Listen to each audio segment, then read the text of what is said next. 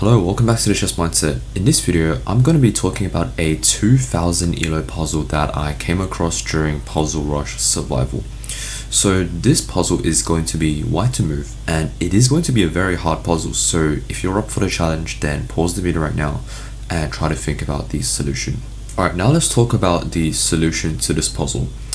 First of all, let's just sort of understand what this puzzle is all about. Right, so we have two knights developed and we have two pawns in the center. And one thing I noticed here is that this queen is a little bit misplaced. You know, usually the queen is on this d8 square, but somehow maybe it went to c7 and then to c6. But the point is that this queen is a little bit misplaced, right? Everything seems fine for the back pieces. We can't really target anything there. But this queen is very mysteriously placed on c6. So how can we exploit this queen? Now, the first move that you might have thought of, well, first let's talk about the solution. The solution, if you found it, is knight to e5. And I'm going to be talking about a couple of other moves first before I talk about this move. But the first move that you might have thought of is, what about just playing d5, right, attacking the queen? But the problem with this move is that the queen can simply go to c7. And now we don't really have a good way forward, right? We could just, like, there's nothing we can do here. We can play queen here, but we can't really attack this queen anymore, right? Our knight can't come here because the queen will take. Can't really come here, doesn't really do anything. And basically in this position, there's not really much we can do. So instead of attacking the queen with our pawn, and another thing why this pawn move doesn't work is because it blocks off this d5 square. So now our knight can't actually jump to that square. And that's a very crucial move that we're going to talk about very soon. So the move is knight to e5, attacking the queen. And in this position, there's only a couple of moves that black can play here, right? They have to move the queen.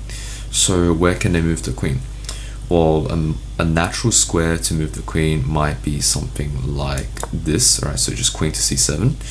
But this runs into a problem because remember this d5 square. Now our knight can jump to this d5 square. And all of a sudden, the queen doesn't really have too many squares to go to, right? It can't really take this knight. I mean, it can go here, it can go here, and it can go here. That's pretty much it, right? It can only go to 3 squares. So what can black do here? Let's just say black plays the very passive move, queen to d8. Well, now let's see if you can spot the idea here. We can't sacrifice the knight because it doesn't really do anything. Because let's say we sack the knight and after this we give a check.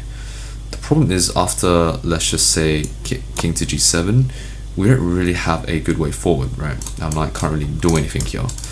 So it's not sacking the knight. So what is our idea here?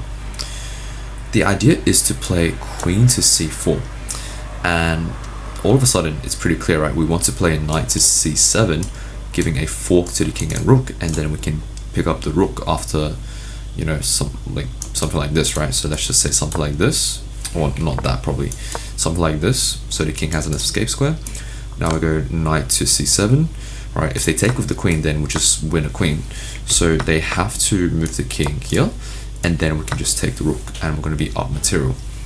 So that is the whole idea of our queen to c4 move, right? And basically, no matter where black plays, like no matter where they move their queen, we're still going to play this queen to c4 move, right? If they go to a5, then we're still going to play queen to c4 with the same idea basically. And you might think, okay, what if they can just play this? Well, now we can actually take this, right? So now it's going to be a fork but in the different direction. So you can see there's really nothing black can do here. And the last move we talked about was queen here, but same thing, we just play queen to c4, and now like there's pretty much no stopping this, right? If they go here, then this is going to be a fork anyway. We're going to take the queen, and if they go here, then we're just going to do the same thing, right? And then after the king moves here, we're just going to take this rook and we're going to be up material.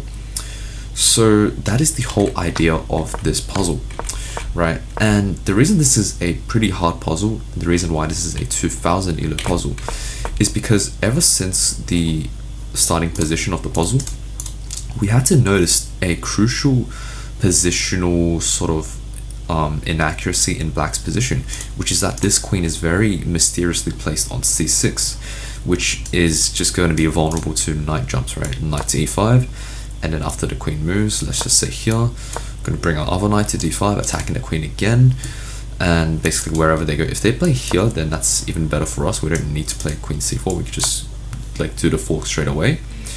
So basically no matter where they go, here, and we just go queen c4, right, with the same idea of knight to c7, forking the king and rook, and wherever they go, then we're just gonna take the rook. So hopefully this puzzle sort of gave you a good idea of like how 2000 Elo puzzles like work. And once again, if you're a beginner, like you're around 1000 Elo, hopefully I sort of explained this quite intuitively, so you would have had time to actually understand this. I know this is like a very hard puzzle for beginners, but hopefully with the way I explained it, right, you understand the idea of the white position, right? We want to exploit this queen and then eventually bring our queen to c4 to set up this fork here.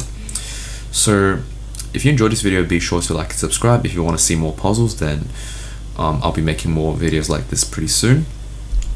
But otherwise, if you enjoyed this, then yeah, I'll see you in the next video.